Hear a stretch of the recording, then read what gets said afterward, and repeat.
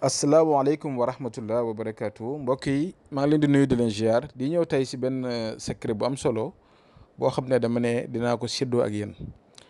nekk na secret boo xam ne sax ñu bëri war nañ ko war a mën a xam, waaye parfum yi nga xam ne moom lay àndal nekk na mbir moo xam ne lu xaw a nëbbatu la pour ñi nga xam ne daanaka dañ ko jëfandikoo.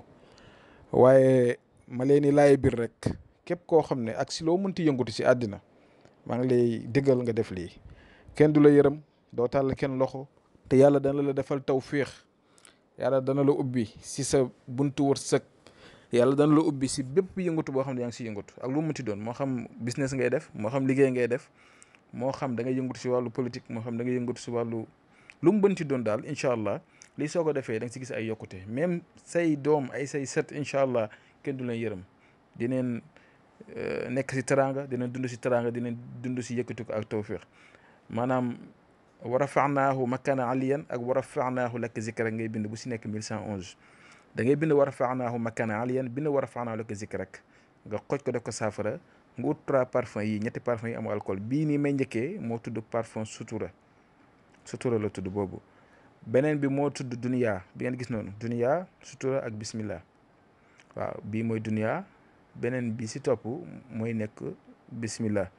kon sutura lay doon, dunya ak bismillah moom ngay def si saafara bi. bu ko defee nga di si raay suba ak ngoon incha allahu rabbi su neexee yàlla suñu borom di nga dund ba dee incha allah si teraanga, si tawféex, si ubbeeku ak si yëkkatiku.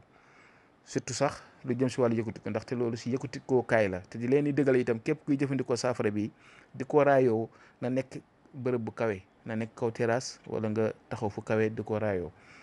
wallahi al azim boo ko tàmmee di ko def di nga dem ba xam ne yow li ngay jëfandikoo nii am na njëriñ ci yow.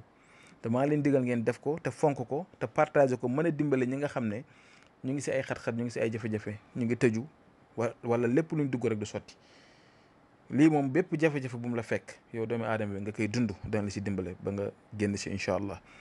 ñu ngi siy dimbalante yéen te di ñaan itam ngeen def ko, ndaxte lii sama mbiru bopp la. neen ko gisee nii man maa koy jëfandikoo, moo tax ma ñëw di ko séddoog yéen.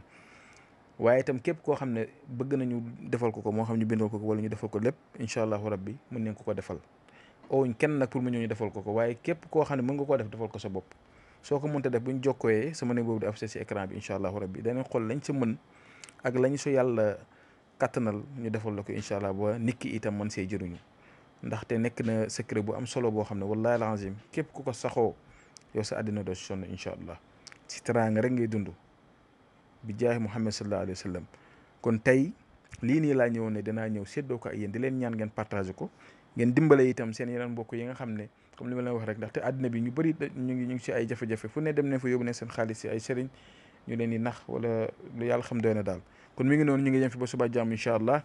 asalaamaaleykum wa rahmatullah wa barakaatu.